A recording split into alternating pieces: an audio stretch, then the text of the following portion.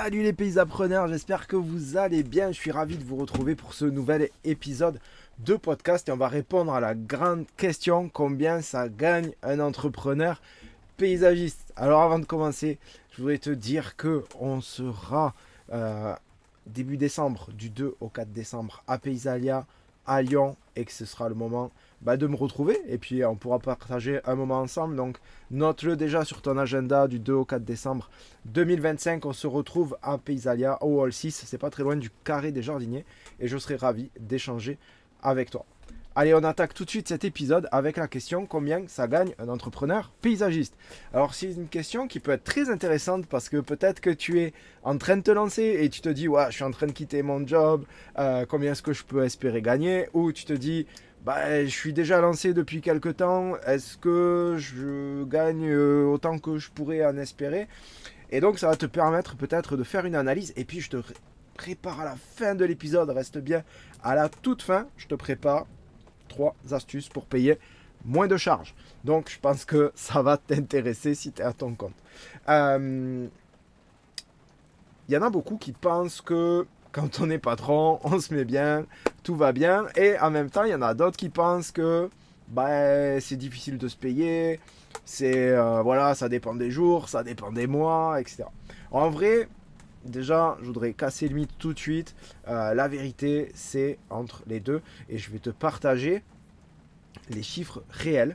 Et puis aussi, je vais t'aider à comprendre comment est-ce que tu peux faire pour te rémunérer d'une manière un peu plus intelligente. Avec des méthodes qui ne sont pas spécialement connues. Et ça, c'est les petites pépites que je te prépare à la fin. Tout d'abord, attaquons-nous aux chiffres. Il y a des études qui sont menées. Alors pour certains, il y en a qui disent à quoi ça sert Valor, mais Valor donne des études et donne des chiffres. Donc rien que pour ça, déjà, c'est très utile. Et on va pouvoir identifier les chiffres. Alors déjà, ce qu'on peut avoir comme indication avec Valor, c'est qu'on va avoir les chiffres moyens par actif dans le paysage. Donc actif, ça veut dire l'entrepreneur plus les salariés. Donc chaque personne en fait étant comptée dans l'entreprise, ça permet d'avoir un chiffre. Donc en moyenne, c'est 58 000 euros de chiffre d'affaires. Attention, on ne parle pas de salaire, là, on ne confond pas salaire et chiffre d'affaires. Hein. En termes de chiffre d'affaires, grosso modo, c'est 58 000 euros par an. Et quand on est tout seul, sans salarié, en général, en termes de chiffre d'affaires, ça va tourner autour de 34 000 euros. Alors attention, il y a aussi quelque chose qui explique, c'est que souvent les entreprises qui ont du personnel sont des entreprises qui font plus de création. Donc le chiffre d'affaires monte, c'est normal, il y a de la fourniture, il y a du gros matériel, etc. Alors que des entrepreneurs solo sont souvent plus orientés entretien. Je ne dis pas que c'est ton cas, je dis juste d'une manière générale. Donc ça peut aussi expliquer les disparités en termes de chiffre d'affaires. Mais si tu prends même 58 000 euros en faisant 30% de création, c'est pas énorme. Quand tu prends tous les frais de l'entreprise, tout ce que coûte le fonctionnement d'une entreprise, ça fait pas énorme sur le reste en fait. Et c'est ça qui nous intéresse, c'est le reste. C'est ça de ce reste-là, on va dire qu'on va tirer le salaire. Et solo, 34 000 euros par an, ça fait même pas 3 000 euros par mois de chiffre d'affaires. C'est relativement faible. Bon, c'est un chiffre qui est peut-être plombé aussi par les micro-entrepreneurs, en tout cas ceux qui sont au régime fiscal micro-entrepreneur.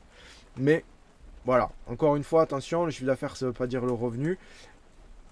Dans le chiffre d'affaires, on va enlever tout ce qui est charges, frais de fonctionnement, et c'est le reste qu'il va y avoir pour le dirigeant. Et quand on analyse et on tire tout ça au bout du bout, on tombe sur un revenu moyen pour un dirigeant d'entreprise. Donc je te le donne tout de suite, c'est 2 250 euros net par mois en moyenne, quelle que soit la taille d'entreprise. Et ça veut dire qu'il y a des entrepreneurs qui vont avoir 1 500 euros, et d'autres entrepreneurs qui vont avoir 4 000, 5 000, 10 000 euros. D'accord? Des entreprises qui sont vraiment très structurées, où il y a plusieurs agences, forcément, les revenus y suivent aussi. C'est aussi tout là l'intérêt de développer une entreprise et de la structurer.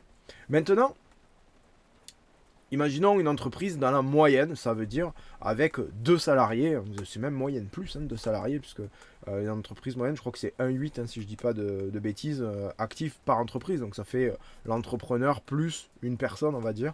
Mais en moyenne, un entrepreneur, alors on n'a pas les chiffres, hein, j'ai regardé pour essayer de trouver des études, alors j'ai pas trouvé d'études qui montrent les chiffres sur spécialement un entrepreneur paysagiste. Mais on va pouvoir dire à peu près un artisan ou un indépendant en France, on est sur une moyenne de 42-45 heures par semaine. maintenant, dans notre métier, c'est saisonnier en plus. Donc, ça veut dire qu'en saison, des fois, il y a des heures qui explosent dans la semaine. Euh, Globalement, comme ça, de ce que moi j'observe aussi avec les personnes avec qui je m'entretiens, avec les paysagistes avec qui j'échange, on est sur à peu près 9 heures de travail par jour, sachant que ne compte pas que le travail chantier. Donc tu vois, on se rapprocherait de 45 heures, parfois ça monte 50. Certaines exceptions vont à 60-70 heures par semaine, même au-delà de ça. Mais il faut compter pas uniquement le travail chantier, on va aussi compter les trajets, on va évidemment le chantier, mais il y a aussi tous les devis, l'administratif, la gestion des clients, etc. Donc ça, c'est à prendre en compte. On a également aussi la disparité de la saisonnalité sur les heures. Donc moi, ce que j'aime bien faire pour savoir si déjà tu es payé au minimum, et ça c'est important de savoir si tu es au plancher, quoi, en fait, c'est de prendre le nombre d'heures que tu travailles par mois, en moyenne, hein, sur l'année, combien d'heures tu travailles, et quelle est ta rémunération nette.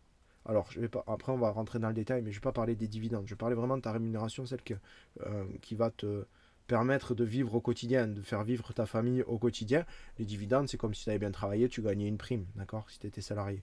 Mais voilà, de dire combien d'heures tu travailles et de diviser ton salaire mensuel par le nombre d'heures que tu travailles. L'idée, c'est que tu sois sur un revenu qui soit supérieur à ce que tu pourrais espérer si tu étais salarié, en fonction des responsabilités aussi que tu as.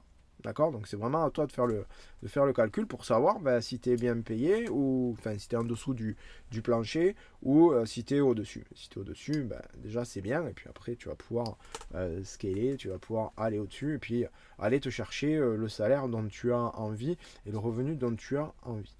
Faut savoir que dans la rémunération, on en a parlé, il y a d'un côté, je parle pas sur des micro-entrepreneurs, micro-fiscal, ça c'est... Enfin, si tu es en micro-fiscal et que tu travailles à plein temps, déjà tu devrais t'interroger sur l'intérêt d'être en micro-fiscal, puisque il y a quand même beaucoup moins de charges sur une entreprise, on va dire régime classique, on peut rentrer réel simplifié, etc. Mais de manière de régime classique, il y a quand même moins de charges, puisque les charges elles sont sur ton revenu et pas sur ton chiffre d'affaires. Donc ça c'est un truc à prendre en compte, il n'y a pas que le pourcentage qui compte, il y a aussi sur quoi il est indexé. Donc tu aurais vraiment plus intérêt si tu travailles à plein temps à passer en société plutôt que de rester en micro, et tu vas voir aussi pourquoi dans les petites formules d'évitement de charges que je vais te partager tout à l'heure, mais qui sont tout à fait légales. Certains diraient ouais ça devrait pas être légal, ça c'est pour faire le buzz sur les réseaux, d'accord, mais ouais presque. Alors bon, il y a de grands classiques pour se rémunérer. Il y a ton salaire, le salaire du dirigeant que tu te verses tous les mois, puis les dividendes. Donc on va pas rentrer dans SARL, SASU, machin, ce qui est le mieux, ce qui est pas mieux. Il y a déjà un épisode de podcast qui fait sur ça, donc tu tapes statut sur la chaîne de podcast et tu vas tomber sur cet épisode-là pour avoir de meilleurs revenus. Mais déjà, ce qu'on peut dire, c'est que ton salaire à toi, c'est pour te faire vivre ta famille. Et puis les dividendes, si tu peux en prendre, et je te souhaite, c'est-à-dire que l'entreprise tourne et qu'elle fait du bénéfice, mais si tu peux prendre dividendes, c'est aussi ton bonus, quoi. Faut pas. Il y a un truc en fin d'année, les comptables ils disent vous allez gagner de l'argent, il faut le dépenser, sinon vous allez payer des impôts. Mais paye des impôts, c'est que tu as bien bossé. Donc tu dois être rémunéré pour ça, c'est normal. Si tu as bien bossé, il faut la récompense. Sinon, ça marche pas. Donc aujourd'hui, c'est vraiment est-ce que au-delà d'un montant, et c'est vraiment quelque chose que je veux partager avec toi, parce que au-delà d'un montant par mois. Donc évidemment, on a tous besoin d'un montant mensuel qui permette de faire vivre notre famille, d'être confortable, etc. Donc déjà le montant confortable. Après, il faut que ce montant-là, ce revenu-là que tu te verses, il soit pas par rapport à ce que font les autres. Si tu vois un entrepreneur qui gagne 10 000, il va dire ouais, qu'est-ce que tu fais, tu bosses trop, moi je prends 10 000, je fais rien, enfin, etc. Toi, tu pourrais avoir une envie par rapport à ça. Tu pourrais te dire, ouais, je veux ça. Mais la question, c'est est-ce que tu es heureux avec ce que tu as? Est-ce que ça te suffit? En fait, peut-être que tu as l'entrepreneur qui a 10 000 et qui il est pas heureux, en fait. Ouais, ok, il a de l'argent et tout, mais il n'est pas heureux. Et c'est plutôt ça qui va être intéressant. C'est non seulement que toi, tu puisses vivre de ta passion, mais que ça te rende épanoui et ça te rende heureux. C'est vraiment avec ça, enfin, les entrepreneurs avec qui je travaille, oui, on développe les entreprises, oui, on les structure, oui, on parle chiffres, on parle argent et tout ça. Oui, c'est vrai. Mais le bout du bout, et c'est vraiment ma mission et c'est mon combat professionnel, c'est que ton entreprise elle soit au service de ta vie et qu'elle te rende heureux et qu'elle te rende satisfait de ce que tu fais, que tu sois fier de ce que tu fais, et que ça te suffise et que tu puisses te contenter de ça. Alors oui, parfois tu peux aller avoir envie d'aller chercher plus loin, mais il ne faut pas que ça ait un impact sur ta vie. Faut pas que ça ait un impact négatif sur ta vie. Il vaut mieux vivre avec 3 000 euros ou 4 000 euros par mois et que ce soit parfait et que tout aille très bien et que tu aies une harmonie par rapport à ça, que de vivre avec 10 000 et de pas t'en sortir, d'être déprimé parce que tu n'arrives pas à passer les 20K ou parce que tu n'arrives pas à payer le crédit de ta Ferrari, quoi, tu vois. Donc il y a des choses qu'il faut remettre dans leur contexte. Alors, tu vois, cet épisode de podcast, il va pas être très long, mais s'il y a un truc à retenir, c'est ça. Est-ce que tu es suffisamment rémunéré par rapport à la moyenne, par rapport à ce que tu fais? C'est vraiment le premier point. Deuxième point, est-ce que tu es heureux avec ça? Est-ce que ça te suffit pour être heureux? Et bah, si toi tu es heureux, ben moi je suis heureux pour toi et tout va très bien. D'accord? Alors maintenant, ça ne veut pas dire pour autant qu'il faut payer des charges que tu n'as pas besoin de payer. Et je vais te partager des sources de revenus possibles. D'accord? Donc qui sont en dehors du... Bon, ok, on a parlé du dividende, le bonus, on a parlé du revenu que tu te verses tous les mois. Ok, c'est cool. Maintenant, on va aller chercher un petit peu des revenus que tu pourrais peut-être te verser sans avoir besoin de payer des charges dessus. Ok, première possibilité, le revenu locatif. Donc en gros, c'est quoi un revenu locatif? C'est que tu es propriétaire d'un local, d'un dépôt, d'un terrain, etc. et que tu vas le louer à ta société. Donc comme tu le loues à ta société, alors évidemment ça veut dire que tu fais un bail et tout ça, puisque ta société c'est une personne morale, toi tu es une personne physique, mais tu vas le louer de la personne physique, toi-même, propriétaire, à la société, personne morale, occupante, d'accord, locataire. Et donc tu vas le louer, et donc chaque mois la société va te verser du loyer, avec te payer les charges, etc. Et donc ça te permet d'avoir un revenu foncier, d'accord. Et ça veut dire que tu vas acheter à titre perso, soit tu possèdes ton terrain ou ton local, soit tu vas en plus acheter à titre perso un entrepôt et le louer à ta société, parce que en plus de toucher du revenu tous les mois, ça te permet de payer ton crédit, d'accord. Mais une fois que c'est fini, c'est de l'argent qui rentre direct. Donc c'est un investissement foncier, un investissement immobilier, d'accord, qui est payé par ton entreprise. Donc ça, c'est vraiment doublement gagnant, parce que d'un côté, tu as du revenu complémentaire, et d'un autre côté, tu as un patrimoine immobilier qui est en train de se créer. Okay, donc le revenu locatif, premier levier, moi je ne vais pas te cacher que c'est quelque chose que j'ai tout le temps utilisé dans ma carrière. Et évidemment, sur ce revenu-là, il n'y a pas de charge. D'accord. Donc même si jamais ça venait tout juste à combler ton crédit pour l'achat, de toute façon, tu es déjà en train de faire du patrimoine. Entre guillemets, c'est du patrimoine gratuit. Quoi. Revenu locatif, première source de revenus que tu as possible. Deux autres sources de revenus qui sont... Je crois que j'ai jamais... Alors autant le revenu locatif, j'avais déjà entendu parler chez les paysagistes, autant les deux qui suivent, jamais. Premier revenu que tu peux te verser.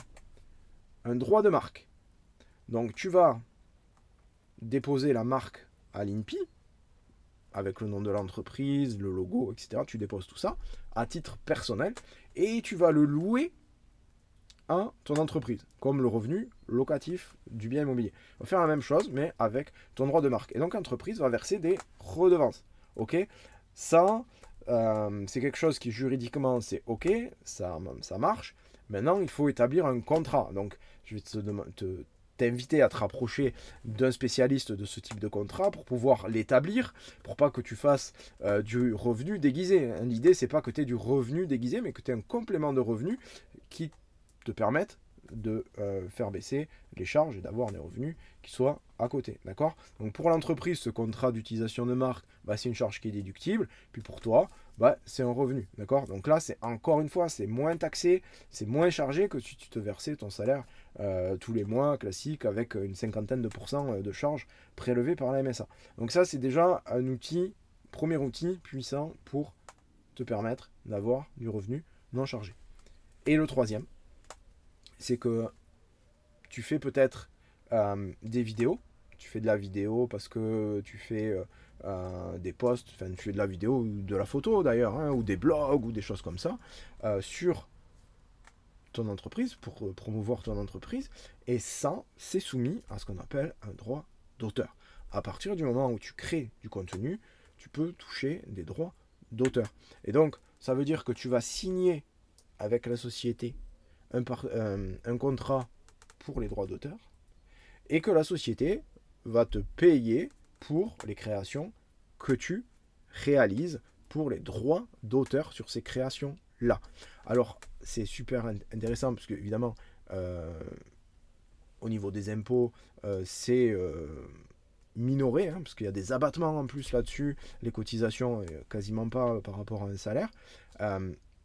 Mais il faut que tu fasses très attention, parce que euh, si tu te rémunères, mettons, parce que tu vas publier sur les réseaux sociaux à 2 ou 3 fois par semaine, tu vas faire des publications et tu vas écrire, mettons, un article de blog chaque mois.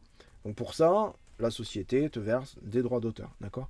Il faut que tu fasses attention parce que le temps que tu vas consacrer derrière à faire le management des posts que tu as fait, où tu vas répondre aux personnes, tu vas échanger, etc. Là, on n'est plus du tout dans du droit d'auteur. Là, on est dans du travail classique. Donc ça veut dire que ça, ça doit pas être payé par le droit d'auteur, ça doit être payé par l'entreprise sur ton salaire. D'accord?